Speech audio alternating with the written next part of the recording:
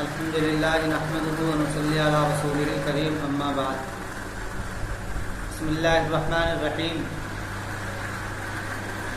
وَلِكُلِّ أُمَّةٍ جَعَلْنَا مَنسَكًا لِيَذْكُرُوا اسْمَ اللَّهِ عَلَى مَا رَزَقَهُم مِّن بَهِيمَةِ الْأَنْعَامِ فَإِلَٰهُكُمْ إِلَٰهٌ وَاحِدٌ فَلَهُ أَسْلِمُوا وَبَشِّرِ الْمُخْبِتِينَ.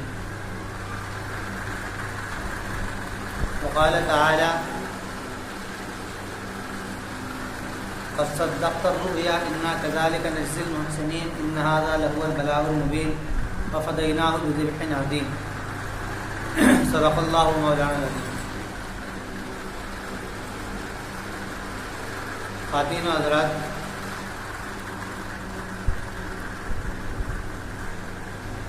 یہ حج کے مبارک دن چل رہے ہیں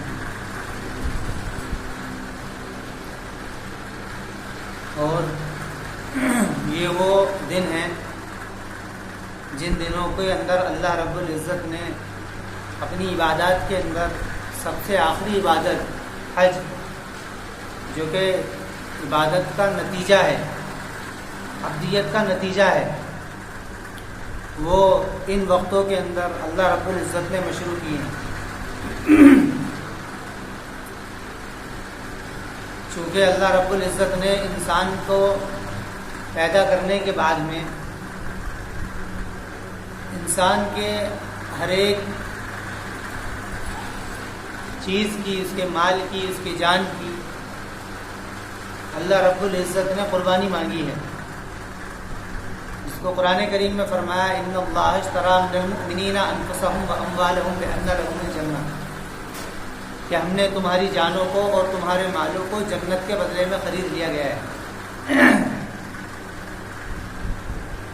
تو اسی کا اظہار ہے یہ قربانی کہ جن دنوں میں یہ ایام حج ہیں جس کے اندر قربانی کی جاتی ہے، یہ قربانی اسی نظر کی تمثیل ہے. یہ قربانی جو ہے یہ اس نظر کی تمثیل ہے کہ ہم نے اگر اپنے مال کو دینا پڑے تو وہ مال بھی دیں گے، اس کے لیے زکوٰۃ تمثیل ہے، اور اگر جان دینے کی ضرورت پڑے تو جان بھی دیں گے، تو اس کی نظر کی تمثیل یہ قربانی ہے. اور یہ قربانی کا جو سلسلہ ہے، یہ قربانی کا طریقہ شروع سے ہی رہا ہے. حضرت آدم علیہ السلام سے برابر یہ قربانی کا سلسلہ رہا ہے. لیکن فرق اس کے اندر اتنا ہوا ہے کہ ابراہیم علیہ السلام کے بعد میں چونکہ اس کا ایک عجیب پس منظر ہے، جس کی وجہ سے وہاں سے اسی کو ہی موضوع بنا کر کے پورے عالم کے لیے اس کا سبق دیا گیا ہے. ورنہ قرآن کریم کے اندر اللہ رب العزت فرماتے ہیں وَلِكُلِّ أُمَّةٍ جَعَلْنَا مَنسَكًا لِيَذْكُرُوا اسْمَ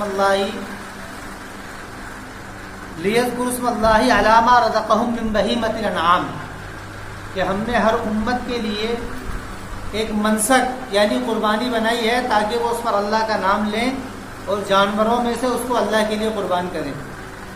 تو یہ ہر امت کے اندر طریقہ رہا ہے. تو یہی طریقہ ایک قابیل اور حابیل کا بھی قرآن کریم کے اندر ذکر ہوتا ہے. قربا قربانا فتقبل من احدہما، اس آیت کے اندر اس کا اظہار ہے کہ جب قابیل اور حابیل نے اللہ کی رضا کے لیے اپنی قربانی پیش کی تو قربانی اس طریقے سے پیش کی کہ قابیل نے بھی کچھ قربانی کا سامان پیش کیا. بائبل وغیرہ کے اندر اس کی تاریخ ملتی ہے کہ قابیل جو تھا وہ کسان تھا، اس نے کھیتی وغیرہ کچھ اللہ تعالیٰ کے نذرانے میں پیش کیا.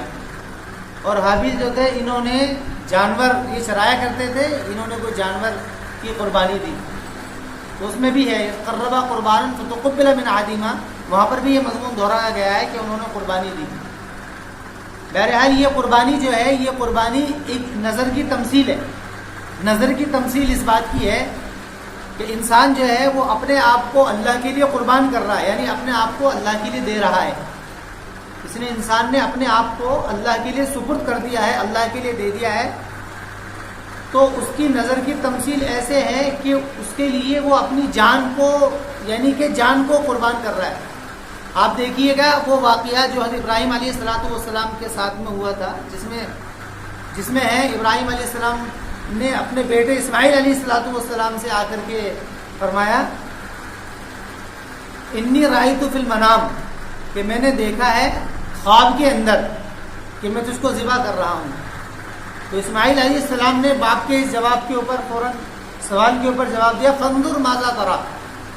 تو ابراہیم علیہ السلام نے پوچھا کہ تمہارا کیا ارادہ ہے جو میں نے دیکھا ہے، یعنی میں نے خواب میں دیکھا ہے کہ میں تجھ کو قربان کر رہا ہوں۔ اصل میں اس واقعے کے پس منظر کو جان لینا ضروری ہے تاکہ نظر کا طریقہ جو ہے اور نظر کیا ہے وہ سامنے واضح ہو۔ اس واقعے کو تفصیلاً اس لیے ذکر کیا گیا ہے، حالانکہ قربانی کا ایک واقعہ قابل اور حابیل کا بھی ہے، اس میں تفصیل نہیں ہے، بس اتنی بات ہے قربانی دی، لیکن اس کو واقعے کو تفصیلاً ذکر کیا ہے۔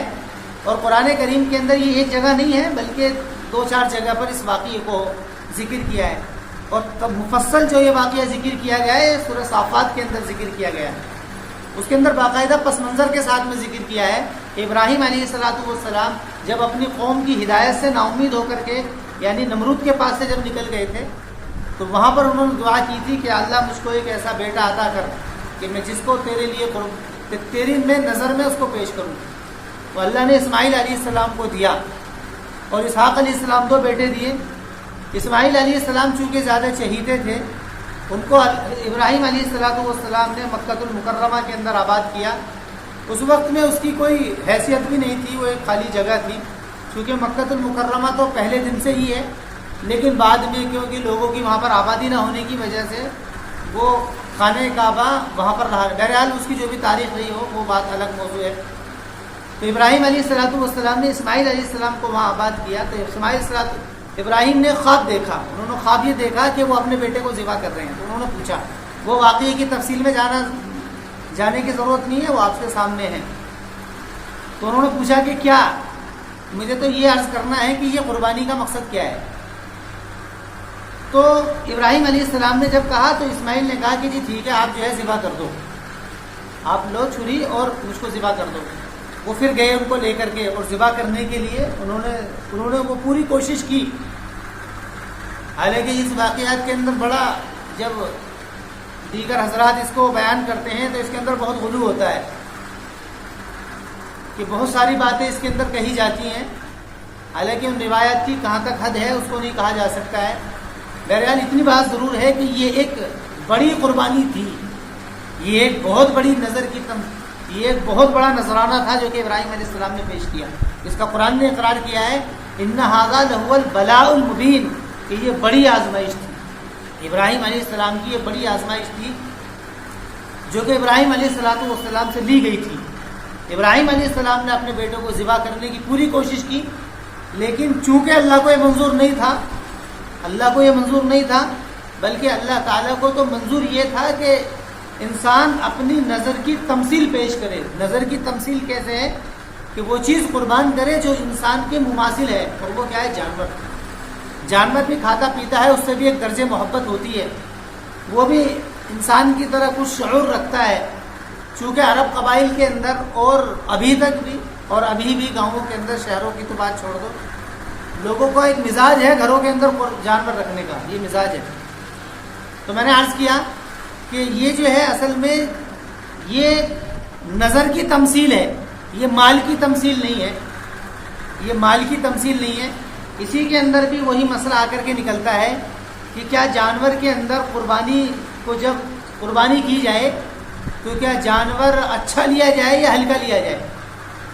تو میرے نزدیک کیونکہ یہ قربانی اصل میں نظر کی تمثیل ہے، یہ مال کی تمثیل نہیں ہے، تو اس میں مال زیر بحث ہے ہی نہیں، شروع سے زیر بحث نہیں ہے کہ 10,000 کا ہو، 50,000 کا ہو، یا 1,00,000 کا ہو، یا 5,000 کا ہو، یا پھر ایک جانور میں کئی حصے ہوں، جیسے کہ عام طور سے ہوتے ہیں کہ ایک جانور میں 7 حصے ہو جاتے ہیں۔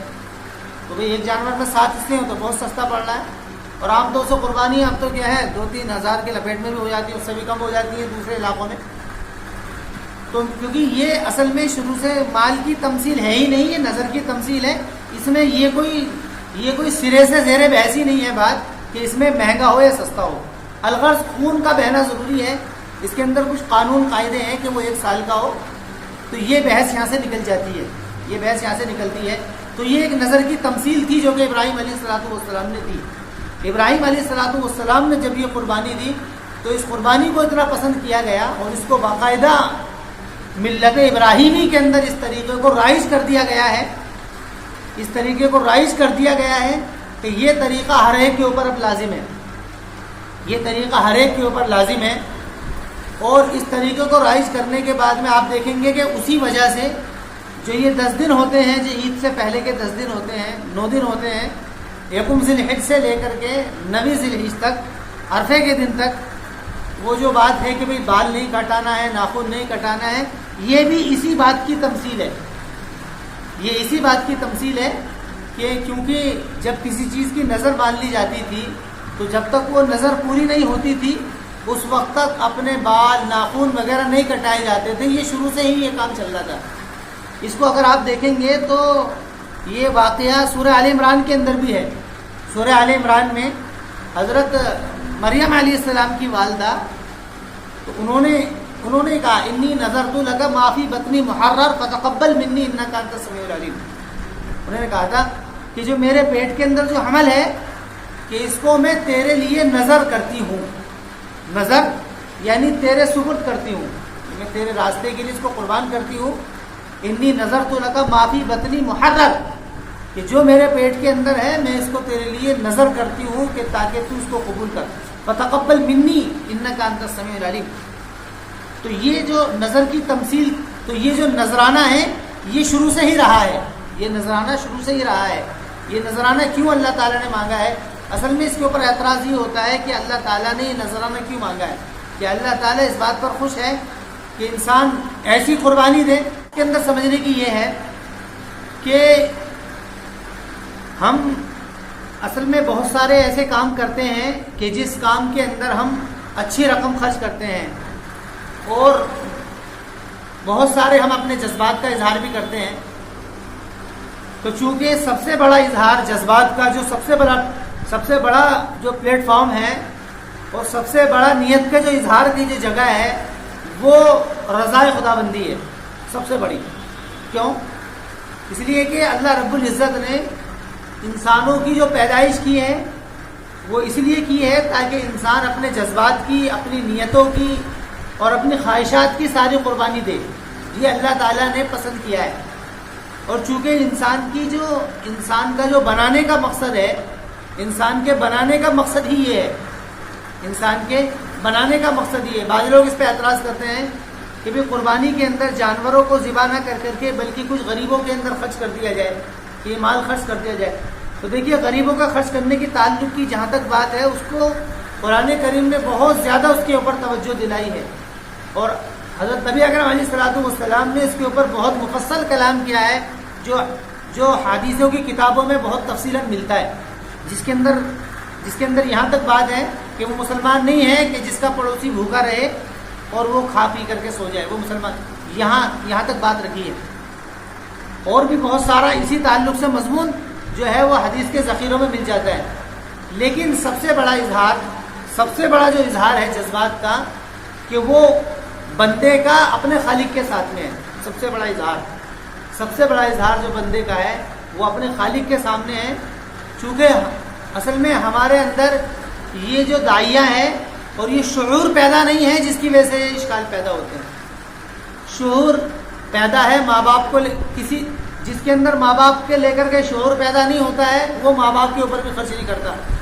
آپ دیکھیں نا کہ ماں جس بچے کو اپنے 9 مہینے پیٹ کے اندر رکھتی ہے، کہ بہت سارے بچے ایسے ہوتے ہیں کہ وہ ماں باپ کو ٹھکرا دیتے ہیں، حالانکہ ماں نے 9 مہینے تک جو قربانیاں برداشت کی ہیں وہ ذہن میں نہیں رہتا۔ کیوں؟ کیونکہ وہ ماں باپ کی محبت کا شعور نہیں ہے، تو ان کے لیے کسی بھی طریقے کی کام اور کسی بھی طریقے کی قربانی اور کسی بھی طریقے کے جذبات کا اظہار نہیں ہوتا ہے۔ جن کے لیے شعور ہوتا ہے ان کے لیے جذبات کا اظہار ہوتا ہے۔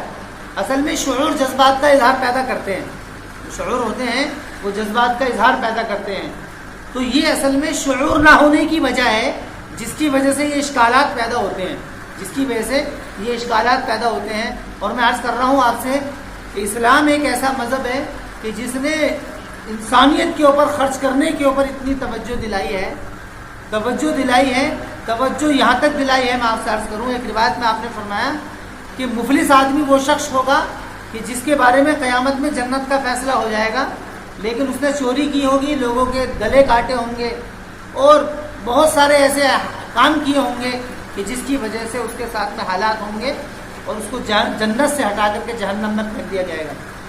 تو میں عرض کر رہا ہوں یہ اصل میں شعور کے نہ ہونے کی وجہ سے باتیں ہیں. تو سب سے بڑا شعور جس کو انسان کو پیدا کرنے کی ضرورت ہے وہ بندے کا خالق کے ساتھ مجھے شعور ہے اس بات کا کہ میں بندہ ہوں, میں اس کا غلام ہوں. یہ شعور سب سے پہلی چیز ہے جس کو پیدا کرنے کی ضرورت ہے. یہ شعور جس دن پیدا ہو جائے گا, یہ شعور جس دن پیدا ہو جائے گا تو حالات وہی ہو جائیں گے جو حالات ابراہیم علیہ السلام کے ہوئے. کیسے کہ ابراہیم علیہ السلام نے اپنے بیٹے کی قربانی دی, اور یہ واقعہ کوئی واقعے کی درجے میں نہیں ہے بلکہ یہ حقیقت ہے. یہ حقیقت ہے. اس حقیقت کا اظہار کے لیے تاکہ یہ حقیقت باقی رہے اس کے لیے اس طریقے کو, تاکہ لوگ اس نظر کی تمثیل کو برابر دیتے رہیں, اس کو باقاعدہ مرتب کر دیا گیا ہے. حج کیا ہے؟ حج بھی نظر کی تمثیل ہے. حج نظر کی تمثیل. آپ دیکھیں گے حج کے اندر کہ حج کے اندر لباس پر بھی پابندی ہے, اور اس کے علاوہ وہ چیزیں حرام ہیں جو چیزیں حج کے علاوہ کے لیے حلال تھی وہ سب چیزیں حرام ہو جاتی ہیں. نہا دھو نہیں سکتے ہیں, خوشبو نہیں لگا سکتے ہیں, اور اس کے علاوہ سلے ہوئے کپڑے نہیں پہن سکتے ہیں, اور اس کے علاوہ کہ کوئی ایسا کام نہیں کر سکتے ہیں جو کام انسان کی جو ملائکہ والی صفت ہوتی ہے اس صفت کے خلاف ہو. ایسا کوئی کام نہیں کر سکتے. ملائکہ ہے نا, ملائکہ کہ جس حالت میں اسی حالت میں پڑے ہوئے ہیں وہ والی صفت پیدا کی گئی ہے. تو وہ ایک نظر کی تمثیل ہے کہ جس کے اندر کیا ہے کہ کعبے کی طرف چاروں طرف چکر لگوائے گئے ہیں, صفا مروہ میں جو دوڑایا گیا ہے, یہ سب کیا ہے کہ یہ ایک دیوانگی کی سی حالت ہے جس کو قرآن کریم نے اللہ رب العزت نے مانگی ہے, اور پھر اس کا نتیجہ یہاں کر کے ظاہر ہوتا ہے, نتیجہ یہاں کر کے نکلتا ہے کہ اب جب تم نے یہ حالت اپنی بنا لی ہے کہ تم طواف بھی کر رہے ہو, صفا مروہ کی سعی بھی کر رہے ہو, اور اس دیوانگی کا تم ثبوت اس طریقے سے دے رہے ہو کہ تم جو اس کے خلاف شیطان ہے اس کو کنکری مار رہے ہو, اب اس کے نتیجے کے طور پر یہ بات ظاہر ہونی چاہیے کہ تم اپنے آپ کو بالکل قربان کر دو, یعنی اپنی جان تم اللہ کے لیے دے دو. تو اس جان دینے کی جو تمثیل ہوتی ہے وہ ایسے ہوئی کہ اس کے لیے جانوروں کی قربانی کا پھر اللہ نے حکم دیا کہ جانور کی قربانی کرو. تو جانوروں کی جو قربانی کی جاتی ہے وہ اسی نظر کی تمثیل ہے. اصل میں اس کا جو جگہ ہے اس کا موقع وہی ہے حج, اس کا موقع اور اس کی جگہ وہی ہے جہاں پر ابراہیم علیہ السلام نے قربانی دی تھی, یعنی کہ مینا میں اندر صفا مروہ کے قریب کی جو جگہ ہے وہیں پر وہ جگہ ہے, اصل وہی جگہ ہے, وہیں پر یہ قربانی دی جائے گی. اس لیے جو دوسرا ائمہ ہے, امام ابو حنیفہ کے علاوہ جتنے بھی ائمہ ہیں, ان لوگوں کے نزدیک قربانی کرنا جو ہے واجب اور فرض نہیں ہے بلکہ ان کے نزدیک سنت ہے. ان کے نزدیک یہ سنت ہے کہ اس کے اندر کیونکہ یہ جو ہے جذبات کا اظہار ہے, اور جذبات کا اظہار جو ہوگا یہ واجب کرنے سے نہیں ہوگا بلکہ یہ تو خود بخود نکلے گا. جیسے کہ ابراہیم علیہ السلام سے جب قربانی کے لیے کہا گیا تو ان سے یہ باقاعدہ نہیں کہا گیا کہ تم قربانی کرو, بلکہ ان کو خواب دکھلایا گیا. ان کو خواب دکھلایا گیا اس بات کو دیکھنے کے لیے کہ ان کا اللہ تعالیٰ کی طرف محبت کے جذبات کا کیا اظہار ہے. تو خواب دکھلایا گیا. تو چونکہ وہاں پر تو شعور کا انتہا تھا, وہاں پر تو شعور کی انتہا تھی, تو انہوں نے فوراً اس جذبات کا اظہار کیا, اور جذبات کا اظہار اس انداز میں کیا کہ فوراً اپنے بیٹے کو لے گئے قربان کرنے کے لیے. تو اس لیے وہ لوگ کہتے ہیں ائمہ ثلاثہ کہ یہ قربانی کرنا جو ہے سنت ہے, یہ طریقہ ہے, یہ واجب فرض نہیں ہے. لیکن احناف کے نزدیک چونکہ یہ فرض واجب ہے, اس لیے جو احناف کے جو معتقد ہیں جو ان کے ذمہ ہے کہ وہ قربانی کم از کم کہ جس کے اوپر نصاب ہو جائے وہ قربانی کرے. تو میں نے اس بات کو شروع میں بھی عرض کیا تھا, چونکہ یہ مال کا عوض نہیں ہے, اس لیے اس کے اندر اس کا بھی کوئی اس کے اندر درجہ نہیں ہے کہ جانور کتنا مہنگا ہو, اس کا کوئی درجہ نہیں ہے. اصل تو اس کے اندر جان کا نکلنا ہے, اصل اس کے اندر جان کا نکلنا ہے اور خون کا بہنا ہے اصل اس کے اندر.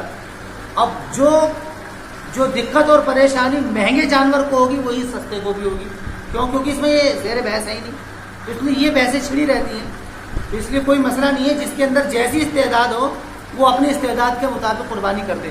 اور چونکہ ہمارے اب یہاں پر تو جانور خریدنے پڑتے ہیں, عرب کے اندر تو اور قدیم قبائل کے اندر ہر گھروں کے اندر جانور رہا کرتے تھے، قدیم قبائل کے اندر ہر گھروں کے اندر جانور رہا کرتے تھے، اور وہ جانور ان سے ایک درجے مانوس بھی رہا کرتے تھے. اس لیے اسی انسیت کی وجہ سے ہی اس انسیت کو کاٹنے کے لیے اور اس محبت کو اللہ کے لیے قربان کرنے کے لیے جانوروں کی قربانی مانگی گئی ہے.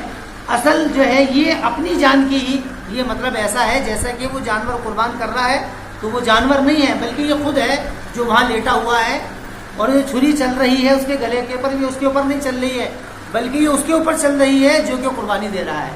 یہ احساس پیدا کرانے کی اس کے اندر کوشش کی گئی ہے، یہ احساس پیدا کرانے کی اس کے اندر کوشش کی گئی ہے. اس لیے یہ احساس باقی رہے، اسی احساس کو باقی رکھنے کے لیے ابراہیم علیہ السلام کا وہ واقعہ قرآن کریم کے اندر الگ الگ انداز میں اور کئی جگہ پر اس کو مفصل طریقے سے ابراہیم علیہ السلام کا وہ واقعہ اللہ رب العزت نے ذکر کیا ہے، تاکہ لوگوں کے ذہن میں یہ خیالات اور یہ شعور برابر پیدا رہیں کہ قربانی کا یہ طریقہ کیا ہے. اس کا جو واقعہ ہے سورہ صافات کے اندر وہ اس طریقے سے ہے، اس میں ہے وقال انی ذاہب الی ربی سیہدین رب هب لی من الصالحین فبشرناہ بغلام حلیم فلما بلغ معه السعی قال یا بنی انی اری فی المنام انی اذبحک فانظر ماذا تری، کہ میں تم کو خواب میں دیکھ رہا ہوں کہ تمہارا کیا خیال ہے کہ میں تم کو قربان کروں نہ کروں. تو اس کے اوپر بچے نے کہا یا ابت افعل ما تؤمر ستجدنی ان شاء اللہ من الصابرین فلما اسلما وتلہ للجبین. یہاں پر لفظ استعمال ہوئے ہیں فلما اسلما، اسلما سے مراد کیا ہے؟ یعنی جب ان لوگوں نے اللہ کے لیے اپنے آپ کو سپرد کر دیا. اسلام کس بات کا نام ہے؟ اسلام اسی بات کا نام ہے کہ انسان اپنے آپ کو، یعنی کہ اپنے شعور کو، اپنے جذبات کو اور اپنے ظاہر اور اپنے باطن کو سب کو اللہ کے لیے قربان کر دے اور اللہ کے سامنے پیش کر دے. اسلام اسی بات کا نام ہے. ایک شعور یعنی جو شعور پیدا ہوتا ہے کسی چیز کا، احساس پیدا ہوتا ہے وہ جذبات یعنی کسی کام کے کرنے کا جو اندر سے داعیہ پیدا ہوتا ہے، جذبات، اور اعمال جس کے ذریعے سے وہ اس کا اظہار کرتا ہے. کیونکہ عام طور سے تین چیزیں ہوتی ہیں جو عمل کی ہوتی ہیں. ان میں پہلا جو ہوتا ہے وہ خواہشات ہوتی ہے، خواہش، چاہت. ایک چیز کی چاہت پیدا ہوئی کہ مجھے اس کام کو کرنا ہے. دوسرا ارادہ ہوتا ہے کہ اس کام کرنے کا پکا ارادہ کر لیا، پلاننگ بنا لی پوری کرنے کی. اور تیسرا پھر اس کے اوپر عمل درآمد ہو جاتا ہے. تو یہی انہی تین مرحلے سے کام گزرتا ہے. پہلے خواہش پیدا ہوتی ہے، چاہت پیدا ہوتی ہے، پھر ارادہ ہوتا ہے، پھر اس کے اوپر عمل ہو جاتا ہے. تو یہی تین چیزیں انہی کے، کہ یہی ایک شعور ہے اور یہی وہ جذبات ہیں اور یہی وہ عمل ہے جس کو اسلمہ سے تعبیر کیا گیا. فلما اسلمہ، کہ جب ان دونوں نے اپنے آپ کو یعنی کہ پیش کر دیا اللہ کے سامنے. وَتَلَّهُ لِلْجَبِينِ، الفاظ ہیں وَتَلَّهُ لِلْجَبِينِ، یعنی انہوں نے اپنی کروٹ کے بل لٹا دیا. یعنی وہ دیکھو واقعہ پورا تفصیل سے ذکر کیا جا رہا ہے اس بات کو بتانے کے لیے کہ کیا جذبات کا اظہار تھا. فَلَمَّا أَسْلَمَ وَتَلَّهُ لِلْجَبِينِ، تو جب یہ کام کر دیا اور دوسری جگہ پر ہے کہ چھری چلانے کی کوشش کی، تو اس کے بعد میں فرمایا کہ وَنَادَيْنَاهُ أَن يَا إِبْرَاهِيمُ، تو اللہ تعالیٰ کی طرف سے اعلان آیا کہ اب ہم نے اعلان کیا کہ تم نے قَدْ صَدَّقْتَ الرُّؤْيَا، کہ تم نے خواب کو سچ کر دیا. یعنی جو ہم نے تم کو خواب دکھلایا تھا اس بات کا کہ تمہارا اس اللہ کے لیے جذبات کا کیا ظہور ہے، اس کو تم نے سچ کر کے دکھلا دیا. لیکن عام طور سے اصل میں یہ خیالات ذہن سے بالکل ختم ہو چکے ہیں. اس لیے یہ شعور ہی پیدا نہیں ہوتا ہے کہ عام طور سے بہت سارے لوگ کیا ہے قربانی کرتے بھی نہیں ہیں، جانوروں کو دوسری جگہ بھجوا دیا. ایسا نہیں ہونا چاہیے اس کے اندر، بلکہ اس کے اندر طریقہ یہ ہے کہ اپنے جانور کو اپنے ہاتھ سے قربان کرنا چاہیے تاکہ وہ جذبات اور وہ شعور پیدا ہو اور وہ خیال پیدا ہو کہ کس طریقے سے تڑپا، کس طریقے سے مچلا اور کیسے اس کی جان نکلی اللہ کے لیے، کہ اسی طریقے سے مجھے بھی اپنے آپ کو اللہ کے لیے قربان کرنا ہے. قربان کے جہاں پر بھی اللہ کا جیسا حکم ہوگا کہ میں اس کے لیے قربان رہوں گا، اور بلکہ قربانی دیتے رہنے کا ہمیشہ ارادہ اور ہمیشہ نیت کرتے رہنے چاہیے. اور اسی بات کے لیے اس کو اس دن کے اندر، یعنی جو ذوالحج کی 10 تاریخ ہوتی ہے، یوم النحر جس کو کہا جاتا ہے، اس دن اس کو امت مسلمہ کے ذمے قرار دے دیا گیا ہے. اور وہ اختلاف الگ ہے کہ وہ سنت ہے یا واجب ہے، بہرحال لیکن یہ کر دیا ہے اور یہ کہہ دیا گیا ہے کہ یہ تمہارا یہ طریقہ ہے، اس کو کریے قصۃ رویا انا کذالک نجزی المحسنین وفدیناہ بذبح عظیم. پھر قرآن میں ہے کہ پھر ہم نے ایک ذبح عظیم ان کو دیا. وہ کیا تھا؟ وہ دمبا تھا جو دیا گیا تھا. وہ روایت میں اس میں اور بھی دوسرے الفاظ آتے، بہرحال وہ ایک جانور تھا، دمبا جو بھی تھا.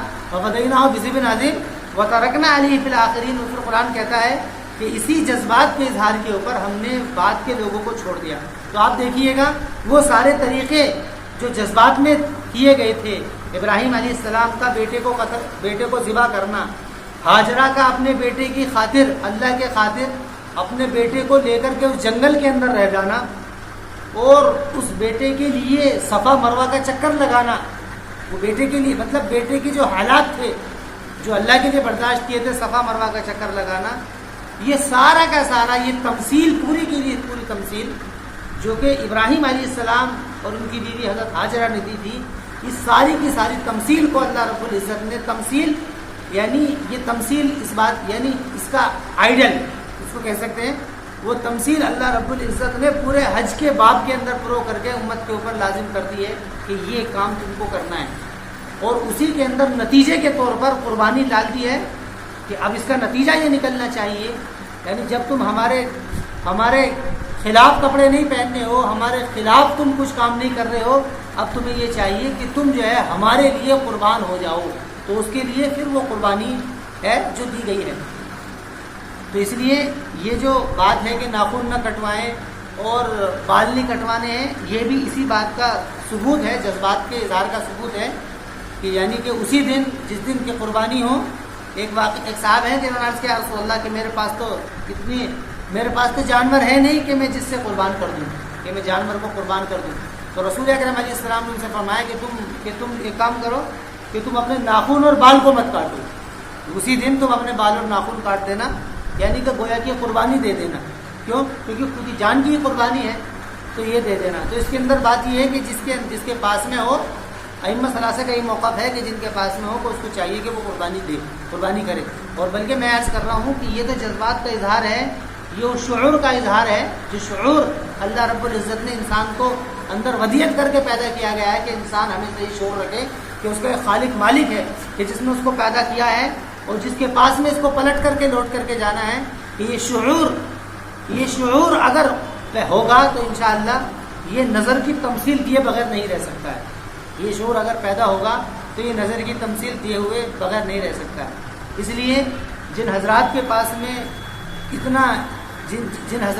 میں استعداد ہو کہ وہ قربانی ضرور کریں، اور بلکہ فقہ حنفی کے مطابق تو یہ واجب ہے کہ وہ قربانی ضرور دیں. وآخر دعوانا